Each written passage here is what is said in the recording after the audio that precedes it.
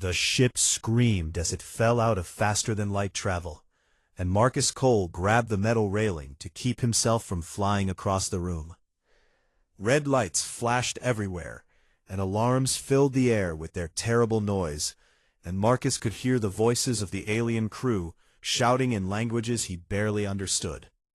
He was the only human on this ship, a cargo vessel called the Verdant Promise, and he had been working as an engineer for 6 months now. The ship carried 11 aliens from 5 different species, and Marcus had learned to live among them, even though they found him strange and sometimes frightening.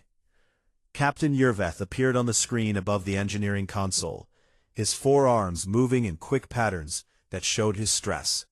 The captain was a Thessian, tall and covered in blue scales, with eyes that could see in total darkness. "We have lost the quantum fold drive," the captain announced in his deep voice. "Stranded in the Kepler expanse, with no way to call for help."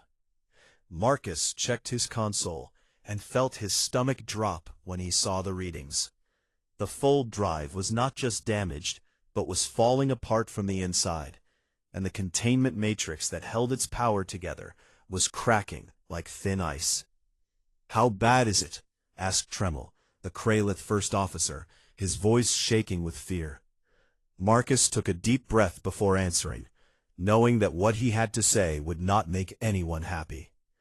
"We have maybe 6 days before the core becomes unstable," he said, "and if we cannot fix it by then, the whole ship will tear itself apart." The bridge went silent, and Marcus could see the fear spreading across every alien face on the screen. Captain Yervith closed his 4 eyes for a long moment before speaking again. "We must conserve our resources," he said in a voice that tried to sound calm, "and I am ordering all non-essential crew to enter the hibernation pods immediately." The hibernation pods were designed for long journeys, keeping crew members in a deep sleep that used almost no air or food or power. Most species needed them because they could not stay awake for long periods without going mad or getting sick. Marcus raised his hand, and the captain looked at him with surprise. "I volunteer to stay awake and handle the repairs," Marcus said, "because humans do not need as much sleep as other species, and I work better when I am alone." The aliens on the bridge exchanged looks that Marcus had learned to recognize as confusion mixed with unease. To them, the idea of working alone for days was almost as frightening as the failing engine. Thessians worked in groups of 4, always, and the Kralith needed constant social contact or they became depressed and slow. The Ven, a species of small furry beings with 6 legs, could not function at all without at least 3 companions nearby. But humans were different, and Marcus had long ago accepted that his crewmates would never fully understand him. "Are you certain?" Captain Yerveth asked, his voice carrying a tone of worry, because 6 days alone in the lower decks is not something any being should endure. Marcus smiled, though he knew the expression often made aliens uncomfortable. "I spent 2 years alone on a mining station in the asteroid belt when I was younger," he said, "and 6 days is nothing compared to that." The captain stared at him for a long moment, then slowly nodded his large head. "Very well, human," he said, "and may the stars watch over you in the darkness below." One by one, the crew members entered their pods and fell into dreamless sleep, and Marcus watched them go with a strange mix of relief and loneliness. He gathered his tools and headed down into the lower decks, where the great engines hummed and groaned. The emergency lights painted everything in shades of red and orange, and the shadows seemed to move and twist in the corners of his vision. Marcus had always liked engine rooms because they felt alive in a way that other parts of ships did not. He could hear the heartbeat of the vessel in the rumble of the generators, and he could feel its pain in the stuttering of the damaged systems. "I am here with you," Saren announced through the speakers, and Marcus jumped slightly at the sound. Saren was the ship's artificial intelligence, a voice without a body that managed all the systems Marcus could not reach. "Thanks for staying awake," Marcus said, as he opened the first access panel and looked inside at the tangle of wires and pipes. "I do not sleep," Saren replied in her calm and pleasant voice, "but I appreciate the sentiment nonetheless." Marcus laughed and got to work, pulling out damaged components and checking connections one by one. Darkness. And Marcus fell into the rhythm of repair work that he had known since childhood. His father had been a mechanic on Earth, fixing old cars and trucks in a small shop behind their house. Marcus had learned to use tools before he learned to read, and the feel of metal under his hands was as natural to him as breathing. He talked to Saren as he worked, asking questions about the ship and its history, and the AI answered with patience and detail. The Verdant Promise was old, very old, built during something called the Compact Wars over 300 years ago. It had changed hands many times since then, refurbished and repaired, and sold from one owner to the next. "This ship has seen a lot," Marcus said, as he welded a cracked pipe back together, "and I wonder what stories it could tell, if walls could talk." "I could access the historical logs if you wish," Saren offered, "though many records from the early years have been lost. Corrupted." Marcus shook his head and kept working, moving deeper into the ship with each passing hour. The damage was worse than he had first thought, spreading through the systems like a disease through a body. He found cracked conduits and burned circuits and components that had simply given up after centuries of use.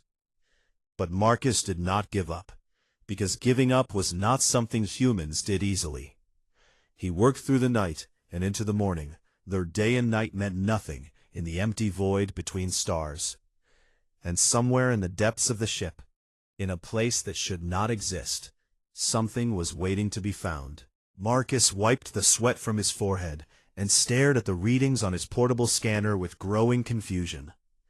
He had been tracking the power fluctuations for hours, following them through the ship like a hunter following tracks in fresh snow.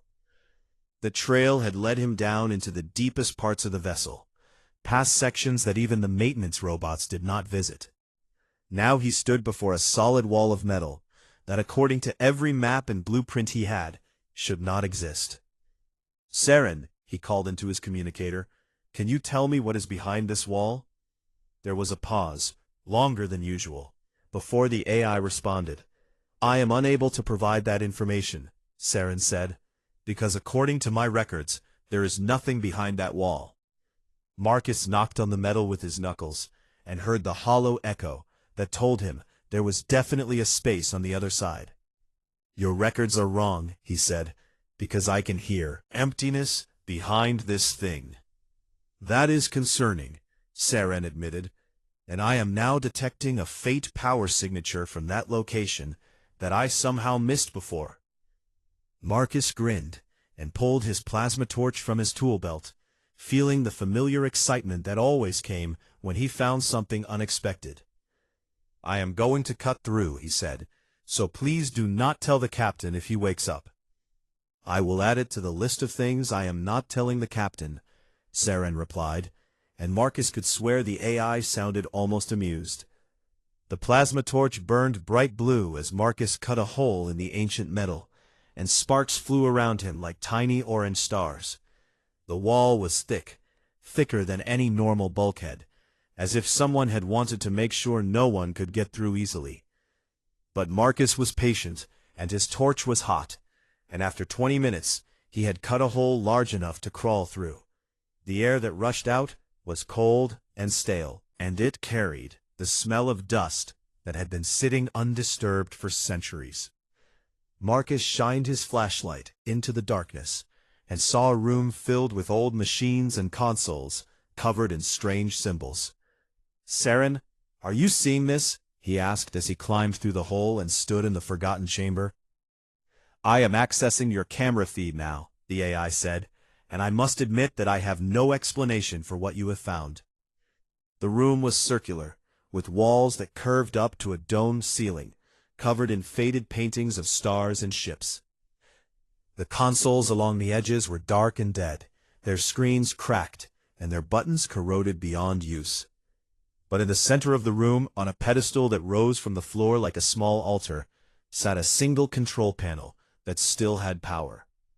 Marcus walked toward it slowly, his boots leaving prints in a thick dust that covered everything. The panel was simple, almost disappointingly so. Just a few switches and one large button beneath a cover of cracked glass. The button glowed with a soft blue light, pulsing gently like the heartbeat of some sleeping creature. "What is this?" Marcus whispered, and his voice sounded too loud in the ancient silence. "I am searching my deepest archives," Saren said, "and I have found a reference that was supposed to be deleted long ago." Marcus waited, his eyes fixed on the glowing button, as the AI processed information that had been hidden for centuries. "This room was sealed during the original construction of the ship," Saren finally explained, "and it contains something called Emergency Protocol Omega-7. "What does that mean?" Marcus asked, reaching out but stopping his hand just short of the glass cover. "The protocol is described only with a warning," Saren continued, "and the warning says, 'Do not activate under any circumstances.'" Marcus felt a chill run down his spine, but it was mixed with something else. Something that felt almost like hunger. "But what does the button actually do?" he pressed, unable to look away from the soft blue glow. "Unknown," Saren admitted, "because no one has ever activated it." Marcus laughed, a short and sharp sound in the dusty air. "Someone must have tested it when they built it," he said, "and there must be records somewhere."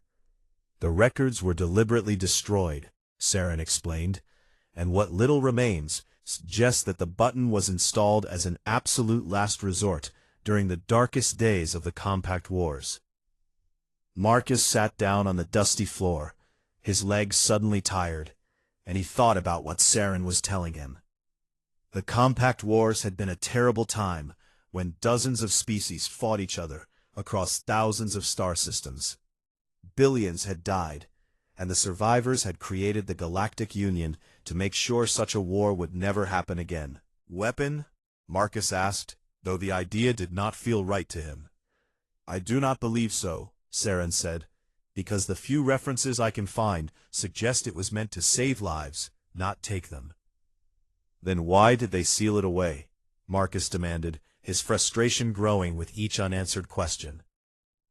"Because every species that learned of its existence was too afraid to use it," Saren explained, "and they decided it was better to forget than to risk the unknown." Marcus stared at the button for a long time, his mind turning over the information like stones in a river. The Thessians had found this room first, hundreds of years ago, and they had sealed it and sworn never to speak of it. The Kralith had discovered it next, and they had done the same, adding their own warnings in their own language. The Ven had built religious laws around it, declaring that pressing the button was a sin against the universe itself. Every species had looked at this simple, glowing button and felt a terror so deep that they had chosen possible death over pressing it. But Marcus was human, and humans had a different relationship with buttons than other species did. "Saren," he said slowly, "please contact the captain and tell him what I have found." "Are you certain?" the AI asked. "Because I suspect he will not react well." Marcus stood up and brushed the dust from his clothes, his eyes still fixed on that soft blue light. "He needs to know," Marcus said, "and we need to talk about what we are going to do." The glow of the button seemed to pulse a little brighter, as if it had been waiting all these centuries for someone to finally notice it. And Marcus could not shake the feeling that it was waiting for him specifically. Captain Yurveth's face appeared on the screen in the hidden chamber, and Marcus had never seen a Thessian look so terrified. All four of the captain's arms were pressed flat against his body, a posture that meant extreme distress in Thessian body language. His blue scales had turned pale, almost gray, and his dark eyes were wide, with something close to horror. "You found the forbidden console," the captain whispered, his voice barely audible over the static. Marcus nodded and stepped aside, so the camera could show the glowing button on its pedestal. "I found it by accident while tracking the power problems. he explained, and Saren told me what little she knows about it. The captain made a sound that was half moan and half prayer, words in ancient Thessian that Marcus did not understand. "You must seal that room immediately," Yerveth commanded, "and you must never speak of this again to anyone." Marcus crossed his arms and stood firm, though he knew he was about to make the captain very angry. "We have 5 days before the ship tears itself apart," he said, "and this button might be our only chance to survive." "No," the captain shouted, his voice cracking with emotion, "and I forbid you to even consider such madness." Marcus took a deep breath and tried to stay calm, knowing that panic would not help anyone. "Captain, with respect, I need you to explain why," he said, "because from where I stand, pressing a button seems better than dying." Yerveth was quiet for a long moment, and when he spoke again, his voice was heavy with centuries of cultural weight. "Every species in the galaxy has encountered that button or ones like it," he explained, "and every species has made the same choice to leave it alone." "But why?" Marcus pressed, genuinely confused. "Because if no one knows what it does, how do we know it is dangerous?" The captain stared at him as if he had asked why water was wet or why stars burned in the void.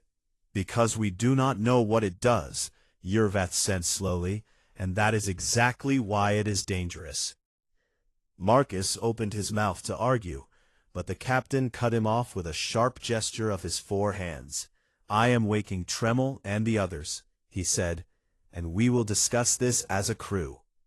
The screen went dark, and Marcus was alone again with the button and his thoughts. He sat down against the wall and looked at the soft blue glow, trying to understand what the captain was feeling.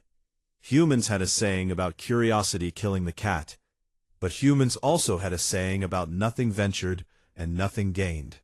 The two ideas lived together in human minds without any trouble, like old friends who sometimes disagreed. But maybe other species did not have that balance, and maybe they had only learned the first lesson without the second. Saren's voice interrupted his thinking, informing him that the senior crew members were now awake and wanted to speak with him. Over the next few hours, Marcus had the same conversation over and over again with different aliens. Tremel the Kralith shook so badly when he saw the button that he had to leave the video call and take medicine to calm down. "You cannot understand," Tremel said when he returned, "because the unknown is deaf to my people." The Ven medic, a small creature named Whisper of Wind, called Marcus spiritually broken for even looking at the button with interest. "Your soul has no proper fear," Whisper of Wind said sadly, "and that is a sickness that my people would try to heal." Even Saren, who was not alive in any biological sense, seemed uncomfortable with the whole situation. "I have analyzed every possible outcome," the AI admitted, "and I find myself unable to calculate the risk because there is no data." "And that bothers you?" Marcus said, not really asking. "Because I was designed to work with known quantities, and the unknown makes my processes feel unstable." Marcus walked around the chamber as he talked and thought, his hands touching the dead consoles and dusty walls. He was trying to put into words something that he had never needed to explain before, something that was so natural to him that he had never questioned it. "Let me tell you about human history," he finally said, and his voice echoed in the ancient room.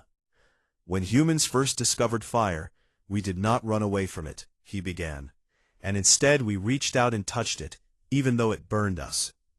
"That seems foolish," Saren observed. "It was," Marcus agreed, "but we learned how to control fire, and that kept us warm and safe and let us cook our food." He continued walking, his words flowing faster now as the idea took shape in his mind. "When humans saw the ocean, we built boats and sailed into it, even though we did not know what was on the other side." "Many must have died," Saren said. "Thousands," Marcus confirmed, "but we found new lands and new resources and new peoples to meet and trade with." He stopped in front of the button and looked at it with new understanding. When humans invented rockets, we strapped ourselves to them and flew into space, even though the machines exploded half the time. I am beginning to see a pattern, Saren said quietly. Marcus nodded and placed his hand on the cracked glass cover, feeling the warmth of the light beneath. Humans survive by pressing buttons, he said simply, and our whole history is just a long list of us asking, what happens if we try? He understood now why the aliens were so afraid, because they had evolved differently than humans had. Their ancestors survived by being careful, by avoiding anything unknown, by building societies around collective safety. But human ancestors had survived by being careful, curious, by taking risks, by sending scouts into dark caves and strange forests. Both strategies worked, but they produced very different kinds of minds. I am going to press the button, Marcus said finally, because doing nothing means we all die, and doing something means we might live. The crew will not approve, Saren warned him. Marcus smiled sadly and shook his head. I know, he said, and that is why I'm going to do it without waiting for their approval. He would send them a message first, to explain what he was doing and why. But he would not ask for permission, because he knew he would never get it. Some decisions could only be made by someone willing to reach into the fire. Marcus recorded his message in the dim light of the forbidden chamber, speaking clearly and slowly so that his alien crewmates would understand every word. My name is Marcus Cole, and I am the human engineer on the Verdant Promise, he began, looking directly into the camera on his communicator. By the time you see this, I will have already pressed the button that all of you fear so much. He paused and gathered his thoughts, wanting to say this right, because it might be the last thing he ever said. I do not do this out of disrespect for your cultures or your beliefs, he continued, and I understand that what seems natural to me seems insane to you. He explained everything he had been thinking about, the differences between human evolution and alien evolution, the history of his species and its relationship with the unknown. To you, pressing an unknown button is the worst kind of foolishness, he said. But to me, dying without trying is the worst kind of foolishness. Greater failure. He smiled sadly into the camera and shrugged his shoulders in that way humans do when they have made peace with an uncertain outcome. If this kills us all, I am sorry, and I hope you can forgive me in whatever comes after death. He ended the recording and sent it to every member of the crew, knowing they would see it within minutes. Then he walked to the pedestal and stood before the button, his heart beating fast in his chest. His hand trembled slightly as he reached for the cracked glass cover, and he laughed at himself for being nervous. Here goes nothing, he whispered, an old Earth phrase that suddenly seemed very appropriate. The glass cover lifted easily, as if it had been waiting for this moment, and the blue light grew brighter beneath his fingers. His communicator exploded with incoming calls, the captain and crew all trying to reach him at once, all shouting for him to stop. Marcus listened to their voices for just a moment, the fear and desperation mixing together in a chorus of alien languages. I am sorry, he said one more time, though he knew they probably could not hear him over their own shouting, and then he pressed the button. Nothing happened for one heartbeat, then two, then three, and Marcus felt a cold fear wash over him. What if the button was broken after all these centuries, and what if all his brave words had been for nothing? But then the chamber began to change around him, and the fear turned to wonder in an instant. The dead consoles flickered and came to life, their screens filling with light and information in languages Marcus had never seen. The faded paintings on the ceiling began to glow, revealing hidden patterns and star maps that had been invisible before. The whole ship shuddered, and Marcus heard sounds coming from deep within the vessel. Machinery awakening after centuries of sleep. Saren, he shouted, what is happening? The AI's voice came through every speaker at once, and Marcus had never heard her sound so surprised. "The button has activated dormant systems throughout the entire ship," Saren reported, her voice almost breathless with amazement. "A secondary power source is coming online, something I did not even know existed, a compact stellar converter hidden in the main structure of the hull." Marcus laughed out loud, the sound echoing through the chamber as more and more systems came to life around him. "What else?" he demanded. "What else is it doing?" "The fold drive containment matrix is being bypassed entirely," Saren continued, "and new pathways are forming that allow us to use the stellar converter for faster-than-light travel." The ship stopped shaking, and a gentle hum filled the air, like the purring of some great and happy beast. "Self-repair protocols are activating," Saren added, "and I am detecting nanomachines being released into damaged areas throughout the vessel." Marcus watched in wonder as small silver shapes emerged from the walls of the chamber and flew out through the hole he had cut, heading off to heal the wounded ship. "This was not a weapon," he said softly, understanding finally dawning in his mind. "No," Saren confirmed, "and the records I am now accessing show that it was a gift from the original builders."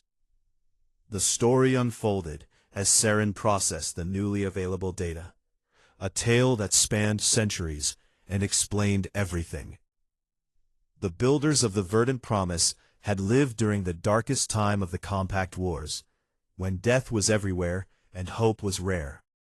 They had known that their ship might one day be stranded, alone and damaged, far from any help. So they had built this contingency, a hidden system that could save the ship and its crew from almost any disaster. But they had also known that most species would never use it. Species were too afraid of the unknown. "So they left it for someone like me," Marcus said, his voice thick with emotion he did not fully understand.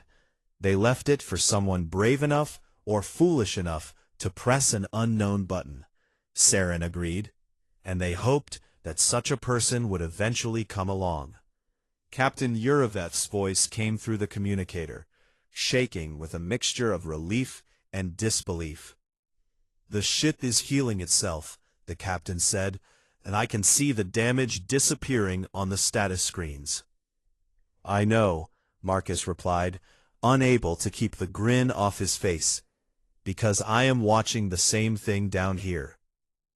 "How did you know it would save us?" Uravet asked, his voice small and confused.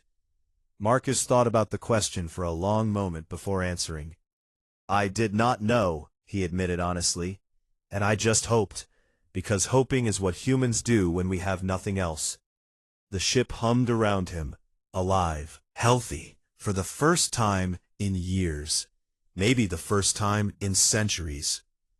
The navigation systems were already calculating a course home, and Saren estimated they would arrive at the nearest station in just 3 days. Marcus sat down on the floor of the ancient chamber, surrounded by glowing screens and silver repair machines, and he laughed until tears ran down his face. He had gambled everything on a single button, and somehow, against all odds, he had won. The builders of this ship, whoever they had been, had understood something that most species never would. Sometimes the unknown held destruction, but sometimes it held salvation. And the only way to find out which was to reach out and press the button. 6 months had passed since the Verdant Promise limped back to civilization, and Marcus Cole had become the most famous human in the galaxy. The story had spread like fire across dry grass, jumping from station to station and world to world at the speed of light. The human who pressed the button, they called him, and his name was spoken with wonder and fear, and something that was almost like worship. Today he stood in the Great Hall of the Galactic Union, surrounded by representatives from 100 different species, waiting to hear his fate. The hall was enormous, with ceilings so high that clouds actually formed near the top, and seats arranged in rising tiers that seemed to go on forever. Marcus felt very small standing in the center of it all, just one human in a room full of aliens who could not decide if he was a hero or a monster.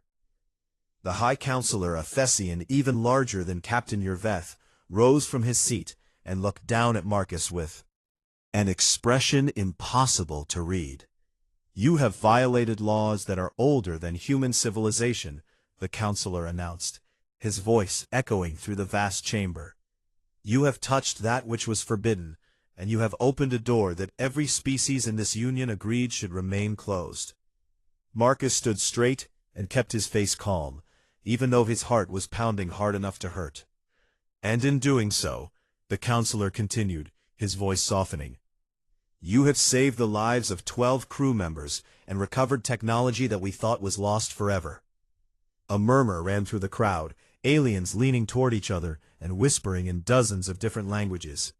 "The verdant promise now possesses a power source that could change interstellar travel," the Counselor said, "and its self-repair systems have been studied by our greatest engineers." Marcus allowed himself a small smile, remembering how amazed the scientists had been when they first examined the reborn ship. "We are therefore faced with a question that has no easy answer," the Counselor announced, and the hall fell silent once more. "Do we punish you for breaking the oldest taboo in our history? Or do we reward you for showing us that some taboos exist only because we are afraid?" Marcus cleared his throat and stepped forward, knowing that this was his moment to speak. "May I say something before you decide?" he asked, and the Counselor nodded his permission. Marcus looked around the room, meeting the eyes of as many aliens as he could, wanting them to understand what he was about to say. "I am not special," he began, "and I am not particularly brave or smart or strong." The crowd shifted uncomfortably, unsure where he was going with this. "I am just a human, and humans are a young species who only reached the stars a few hundred years ago." He paused and thought about his father, working on old cars, in that little shop, never afraid to try fixing something new. "But we come from a world that tried very hard to kill us," Marcus continued, "and we survived by being curious about everything, even the things that hurt us." He told them about fire and oceans and rockets, the same speech he had given to Saren in the depths of the dying ship. "Every species here survived by being careful," he said, "and that is a good way to survive, maybe even the best way. But humans survived by being curious, and that means we see the unknown differently than you do." He pointed at the Thessian Counselor, then at the Kralith ambassador, then at the small Ven delegation, huddled together in their seats. "To you, an unknown button is a threat," Marcus said, "but to me, it is an invitation." The hall was completely silent now, thousands of beings hanging on his every word. "I am not saying our way is better," Marcus admitted, "because curiosity has killed millions of my people throughout our history. But I am saying that maybe there is room in this galaxy for both approaches." He smiled and spread his hands in a gesture of openness that was universal enough for everyone to understand. "You are careful and we are curious, and together we can face both the known dangers and the unknown possibilities." The Counselor looked at him for a long time, then slowly began to make a sound that Marcus had never heard a Thessian make before. It took him a moment to realize that the Counselor was laughing. "You are a very strange creature, Marcus Cole," the Counselor said, "and I think I am beginning to understand why your species is so unsettling to us." The judgment came down in Marcus's favor, and he was given full ownership of the verdant promise and all its recovered technology. But the real consequence was something much larger than one ship or one human. Across the galaxy, other species began to talk about what Marcus had done, and they began to ask questions they had never asked before. Other ships started checking their sealed compartments and forgotten rooms, and other buttons were found in other hidden places. And for the first time in history, Aliens started asking humans to help them. "We have found something," they would say, "and we are afraid to touch it, but maybe you could look at it for us." Marcus spent the next year traveling from system to system, pressing buttons, and opening doors that other species could not bring themselves to face.